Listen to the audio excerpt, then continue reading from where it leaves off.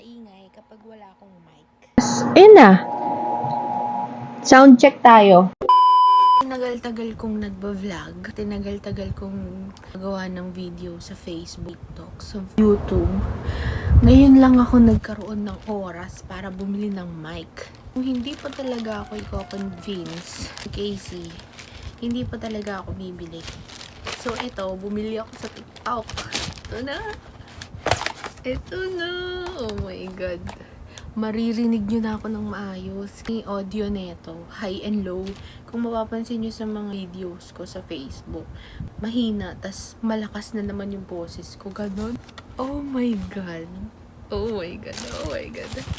I'm so kinikilig kasi silang charger. Type-C. Meron ng charger si Casey. Yung may Type-C, yung pang Android, pwede rin yung pang iPhone. So, ito yung sa akin pang iPhone. Basta